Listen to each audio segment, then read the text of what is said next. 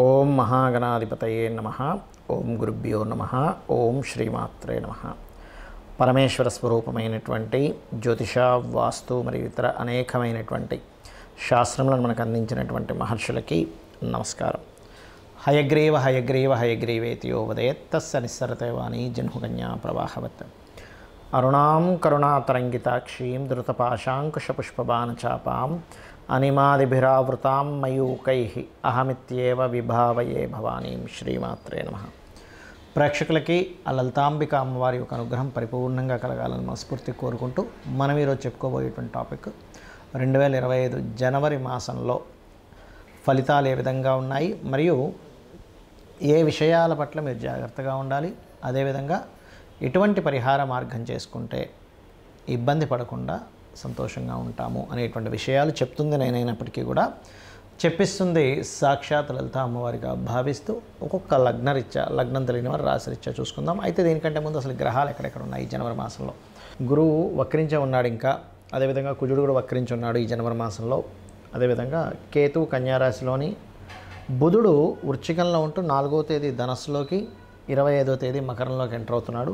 చంద్రుడైతే మొత్తం ఒక నెలలో ఒక రౌండ్, అంటే ఈ యొక్క మకరం నుంచి మళ్ళీ మకరం వరకు చేరుకుంటాడు. రవి 14వ తేదీ ధనస్సులోకి, ధనస్సు నుంచి మకరంలోకి, శుక్రుడు శని కుంభరాశిలో ఉన్నాడు. ఈ శుక్రుడు మేనంలోకి రాహువుని చేరుకుంటాడు. రాహు మేనంలో ఉన్నాడు. 28వ తేదీ చేరుకుంటున్నాడు. అంటే ఆల్మోస్ట్ నెల రోజులు మొత్తం శుక్రుడు ఇక్కడే ఉంటాడు. తులాలగ్నము, తులారాశి. తులవారికి కనుక చూసుకున్నట్లయితే ప్రస్తుతం లగ్నాధిపతి అయినటువంటి శుక్రుడు పంచమ స్థానంలో ఉన్నందుకు క్రియేటివ్ రిలేటెడ్ వాటిలో చక్కగా కలిసి రావడం. కాకపోతే మీకు దశమ స్థానంలో ఉన్నటువంటి కుజుడు వక్రించి భాగ్యంలోకి వెళ్తున్నందుకు కొంచెం తండ్రి తరపు వారు లేదా మాస్టర్స్తోని మీకు ఒకప్పుడు గైడ్ చేసిన వారితోని తెలియని ఘర్షణ వాతావరణం చూపిస్తుంది. అదేవిధంగా కాస్త ఈ రెండవ అధిపతి కూడా దశమ స్థానంలో వక్రించున్నందుకు ఉద్యోగ సంబంధించినటువంటి విషయంలో మారుతారు. కొన్ని మార్పులు లేదా ఉద్యోగ సంబంధించిన విషయంలో ప్రయాణాలైనా సరే ఖచ్చితంగా చూపిస్తున్నాయి. మీకు 3లో రవి అనేటువంటిది కాస్త ఎవరితోనైనా ఏదైనా అగ్రిమెంట్స్ కానీ, పెళ్లి చూపులకు సంబంధించినవి కానీ ఇట్లాంటివి కొంతవరకు 14 జనవరి లోపలే యోగిస్తుంది. 14 జనవరి దాటింది అనుకుంటే కనుక అక్కడ కలిగేటువంటి ఫలితాల్లో ఈ 4వ స్థానంలో లాభాధిపతి 4లోకి వెళ్తున్నాడు. కాబట్టి ఇది కొంచెం ఏదేమైనప్పటికీ కూడా ఈ మెడికల్ రంగాల్లో ఉండేటువంటి వారికి, మెడికల్ చదివేటువంటి వారికి, సైన్స్ సబ్జెక్ట్స్ చదివేటువంటి వారికి కొంత స్ట్రెస్ని ఇస్తుంది ఇక్కడ. ఎందుకు అంటే ఇక్కడ ఉండేటువంటి రవి కేతు చేత చూడబడతాడు. కాబట్టి ఈ యొక్క ఇది ఇక్కడ బలంగా చూపిస్తుంది. దాంతోపాటు వక్రించిన కుజుడు కూడా రవి మీద ఉంటాడు. కాబట్టి కాకపోతే సినిమా ఫీల్డ్లో ఉండేటువంటి వారికి, క్రియేటివ్ ఫీల్డ్స్లో ఉండేటువంటి వారికి మంచి యోగం చూపిస్తుంది. విదేశాలకు వెళ్ళి ఉద్యోగం చేద్దాం అనుకునేటువంటి వారికి, స్పోర్ట్స్ రంగాల్లో కలిసి రావడము ఇటువంటివి బలంగా ఉన్నాయి తులాలగ్నం వారికి కనుక చూసుకున్నట్లయితే. అయితే ఇక్కడ ఈ సప్తమ స్థానం అంటే జీవిత భాగస్వామి స్థానం ఏదైతే ఉందో, మీ లగ్నం నుంచి సప్తమాధిపతి కుజుడు దశమ స్థానంలో వక్రించినందుకు మీ యొక్క జీవిత భాగస్వామి గతంలో ఏదైనా ప్రాపర్టీస్ కానీ, ఏదైనా వెహికల్ కానీ కొన్నట్లయితే దాన్ని మార్చడం, లేకపోతే దాన్ని తీసేసేయాలనే ఆలోచన చేస్తూ ఉంటారు ఈ సమయంలో. అలాగే కాస్త 12వ స్థానంలో కేతు ఉన్నందుకు చేసే ఇన్వెస్ట్మెంట్స్ విషయంలో కాస్త జాగ్రత్తగా ఉండండి. తొందరపడి ఇన్వెస్ట్మెంట్స్ ఏమీ చేయకండి. కేతు 12లో ఇంకొక 6 నెలలు ఉంటాడు. కాస్త ఈ 6 నెలల్లో కూడా కాస్త జాగ్రత్తగానే ఉండాలి చెప్పాలంటే. అయితే ఈ నెల వరకు చూసుకుంటే ఎలా ఉంది అని చెప్పి చూసుకున్నట్లయితే ఇక్కడ ఎప్పుడైతే 12వ స్థానాధిపతి తులాలగ్నాత్ 2వ స్థానంలో ఉంటున్నాడో ఇది కొంతవరకు విదేశీ ధనయోగాన్ని ఇస్తుంది. తులాలగ్నం నుంచి 6లో రాహు ఉన్నాడు వృత్తి స్థానంలో, 12వ అధిపతి 2లో ఉన్నాడు. ఈ దశమంలో ఉండేటువంటి కుజుడు కూడా వక్రిస్తున్నాడు. ఇవన్నీ ఏం సంకేతాన్ని చూపిస్తున్నాయంటే ఉన్న ప్రదేశం కాకుండా ఉద్యోగం కోసం వెతుక్కునేటువంటి వారు ఇతర దేశాలకు కావచ్చు, ఇతర రాష్ట్రాలకు కావచ్చు వెళ్ళడం ద్వారా మీకు ఖచ్చితంగా ఉద్యోగ యోగాలు కలుగుతాయి. ఇక మీరు చేయవలసినటువంటి దేవతా ఆరాధన కాళికా అమ్మవారి యొక్క ఆరాధన చేయండి. లలితా సహస్రనామాల యొక్క శ్రవణము లేదా పఠనం చేయండి. అనే విధాలు బాగుంటుంది. జ్యోతిష్శాస్త్రంలో ఉన్నటువంటి కొన్ని అపోహలు ఏమిటి, మిత్స్ అంటారు వాటిని, అంటే అనవసరంగా మూఢనమ్మకాలు అనుకోండి. ఇవి నేను మీకు ఈరోజు చెప్పబోతున్నాను, గుర్తుపెట్టుకోండి. ఏమిటవి అంటే ఇవి తెలియాలి. ముఖ్యంగా తెలియకపోవడం వల్ల కూడా ఇబ్బంది పడుతున్నారు చాలామంది. చాలామంది అనుకునేది ఏమిటంటే ఏలినాడు శని, అర్ధాష్టమి శని, అష్టమి శని సమయంలో ఏదీ కలిసి రాదు అనుకుంటారు. అది పూర్తిగా తప్పు, గుర్తుపెట్టుకోండి. నేను 100% నేను రీసెర్చ్ చేసి చెప్తున్నాను. అష్టమి శని, అర్ధాష్టమి శని, ఏలినాడు శని కేవలం మీకు కొద్దిగా ఆలస్యము, అనుభవము, ఒక విషయాన్ని నేర్పేలాగా కర్మకారకుడు మీకు ఆ స్థానాల్లో ఉండి ఇస్తాడు. అంటే మీ యొక్క కర్మ ఏంటంటే ఆ సమయంలో కొంచెం స్ట్రెస్ అవ్వడం వల్ల జీవితంలో ఏది నిజమో అని తెలుసుకుంటారు, కానీ ఏది కలిసి రాకపోవడం కాదు, గుర్తుపెట్టుకోండి. కలిసి రావాలంటే ఏం చేయాలో నేర్చుకుంటారు మీరు, కలిసి రాకపోవడం కాదు. ఎందుకంటే నేను దీని మీద 140 మంది ప్రెసిడెంట్ల జాతకాలు చూశాను. వాళ్ళకి పర్టికులర్గా ప్రెసిడెంట్లను కాదు, ఎమ్మెల్యేలు, ఎంపీలు చాలామంది జాతకాల్లో, పెద్ద పెద్ద బిజినెస్ మ్యాన్ జాతకాల్లో, ముఖ్యంగా రాజకీయ నాయకుల జాతకాల్లో నేను చూసింది ఏంటంటే ఏలినాటి శని, అర్ధాష్టమి శని, అష్టమి శని సమయాల్లోనే వాళ్ళు పీఎంలు, సీఎంలు కూడా అయ్యారు. మీకు ఎందుకు మన నరేంద్ర మోడీ గారు ఏలినాటి శనిలోనే ఆయన పీఎంగా ఉన్నది వృశ్చిక రాశి. జగన్ అతను అష్టమి శనిలోనే ఆయన సీఎంగా నిలబడ్డారు.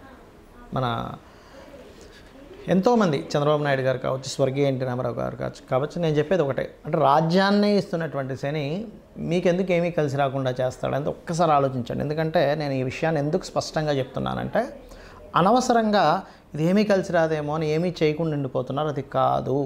శని అంటే కర్మకారకుడు, విజయానికి కారకుడు. కష్టం ఇస్తాడు, ఇవ్వడం నేను అనట్లే. స్లో మూమెంట్, స్లో ఉంటుంది. కానీ అదే శని భగవానుని కనుక మీరు చక్కగా దీపారాధన చేసి రెగ్యులర్గా ఒక ఆంజనేయ స్వామి ఆలయమో, నరసింహస్వామి ఆలయమో, స్కందుడు ఆలయానికి వెళ్ళారనుకోండి, 100% పాజిటివ్ ఫలితాలు ఇస్తాడు. అది. ఇక రెండవది ఏంటంటే కాలసర్పదోషం గురించి చాలామంది భయపడుతున్నారు. కాలసర్పదోషం కాలానికి సంబంధించినటువంటిది. అంటే దేశ కాల సంబంధించిన పరిస్థితులు ఎలా ఉంటాయి చెప్పేటువంటి అంశం. జన్మజాతకానికి అప్లై చేయకూడదు కాలసర్పదోషానికి, కేవలం సర్పదోషాలను మాత్రం అప్లై చేయాలి. మరి కాలసర్పదోషానికి ఒక ప్రెడిక్షన్ ఉంటుంది కదా అంటే ఉంటుంది, దానికి ఒక ప్రెడిక్షన్ ఉంటుంది, అంతేగాని ఎందుకు కలిసి రాదని కాదు. మెగాస్టార్ చిరంజీవి గారికి ఉంది కాలసర్పదోషం. ఎంతోమంది రాజకీయ నాయకుల్లో పెద్ద పెద్ద రేంజ్లో వెళ్ళిన వాళ్ళకి, పెద్ద పెద్ద బిజినెస్ పీపుల్కి నేను చూశాను కాలసర్పదోషం. మరి వాళ్ళు ఎందుకు అలా ఆ రేంజ్లోకి ఎదిగారు అనేది ఒక్కసారి ఆలోచించండి. ఆస్ట్రాలజీ 100% ఉంది, కానీ దాన్ని రీసెర్చ్ చేసి దాన్ని అర్థం చేసుకొని దాన్ని ఎలాగ మనకి ఎందుకు అందించారనే విషయాన్ని పూర్తిగా అర్థం చేసుకోవాలి. అలాగే మరొక విషయం ఏంటంటే, ఒకటి ప్రతిసారి కూడా మనం ప్రతిదానికి కూడా ఏలినాటి శననో సర్పదోషం ఉందనో పెట్టుకుంటాం. అలా కాదు. పర్టికులర్ భావం అంటే మీకు వివాహం అవ్వటం లేదు, ఓకే, 7th లార్డ్ ఎవరయ్యారు చూసుకొని ఆ 7th లార్డ్ బలహీనంగా ఉన్నాడా, అందుకే అవ్వట్లేదు. దాన్ని చిన్న చిన్న మంత్రాలతో, లలిత సహస్రనామం ఉంది, అందులో ఓం కామేశబద్ధ మాంగళ్య సూత్ర శోభిత కందరాయ నమః ఖచ్చితంగా ఇంట్లో కూర్చొని చక్కగా చేసుకొని ఫ్రీ అయిపోతుంది దానికి. అంతేగాని అమ్మో దీనికి ఏదో లక్షలు కట్టించి పూజ చేసుకోవాలి అప్పుడే నాకు ఆ దోషం పోతుంది అనేటువంటిది కాదు. కలియుగం కొన్న గొప్పతనం ఏంటంటే నామస్మరణ చేత పోతుంది, క్లియర్ అయిపోతుంది. మీ దగ్గర డబ్బులు ఉన్నాయి, నేను చక్కగా పూజ చేయించుకుంటాను, ఇంటికి పురోహితుని పిలిపించి ఒక హోమం చేయించుకుంటానంటే చేయించుకోండి, ఏమీ తప్పు కాదు. అది ధనం ఉంటే చక్కగా ఇంటికి పురోహితుని పిలిపించుకొని చక్కగా పూజ చేసి అతనికి దక్షిణ ఇచ్చి 10 మందికి భోజనాలు పెట్టండి. దానివల్ల ఒక సిస్టమ్ అంటే మనీ సర్క్యులేట్ అవుతుంది, దానివల్ల దేవతలు కూడా ఆనందిస్తారు. నేను కాదనట్లే, కానీ డబ్బులు లేకపోయినా అప్పులు చేసి మాత్రం ఎట్టి పరిస్థితుల్లో మీరు పూజ చేస్తేనే వర్కౌట్ అవుతుందని మాత్రం ఏమీ లేదు. ఎందుకంటే భగవంతుడికి అన్నీ తెలుసు. అయ్యా ఈ వ్యక్తి దగ్గర డబ్బులే ఉన్న దాంట్లో సంతృప్తిగా నాకు చేసుకుంటున్నాడు అని భగవంతుడికి తెలుసు. భగవద్గీతలో చాలా స్పష్టంగా చెప్పాడు ఆయన. ఏంటంటే మీరు గనక అంటే పత్రమైనను, పుష్పమైనను, ఫలమైనను, ఉదకమైనను ఫలాపేక్ష రహితంగా నాకు సమర్పిస్తే నేను దాన్ని ప్రీతితో స్వీకరిస్తున్నాను అన్నాడు. ఉదకం అంటే చిన్న నీటి చుక్కండి. కాబట్టి ఎక్కడా కూడా ఇది చేస్తేనే అవుతుంది, లేకపోతే నాకు ఇది అవ్వదు అనేటువంటిది లేదు. నామస్మరణ చేయండి, కేవలం నామస్మరణ కూడా మిమ్మల్ని ఉద్ధరిస్తుంది. డబ్బులు ఉన్నాయి చక్కగా చేసుకోండి, ఏం కాదనట్లే.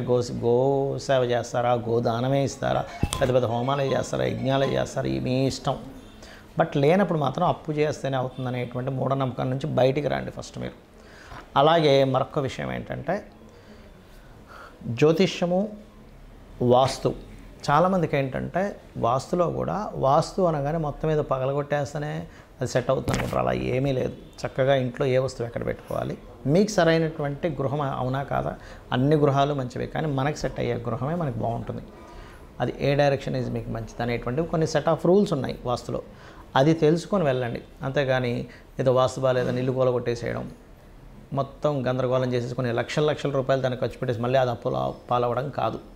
వాస్తులో వెరీ క్లియర్లీ మనకి కొన్నిసార్లు మాత్రమే, అంటే ఈశాన్యంలో బాత్రూమ్ మాత్రమే ఖచ్చితంగా తీయమన్నాడు. మిగతా ప్లేసెస్లో ఉన్నప్పుడు చిన్న చిన్న రెమెడీస్తో దాన్ని మనం సెట్ చేసుకోవచ్చు. కలర్స్ ద్వారా సెట్ చేసుకోవచ్చు, ఒక వస్తువు ఒక దగ్గర ఉండడం ద్వారా సెట్ చేసుకోవచ్చు, మనం ఇంట్లో ఒక పని ఒక దగ్గర చేయడం ద్వారా సెట్ చేసుకోవచ్చు.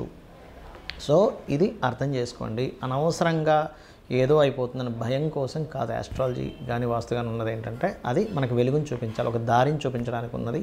కాబట్టి మీ అందరూ కూడా అమ్మవారి అనుగ్రహానికి పాత్రలు అవ్వాలని మనస్ఫూర్తిగా కోరుకుంటూ శ్రీమాత్రే నమః.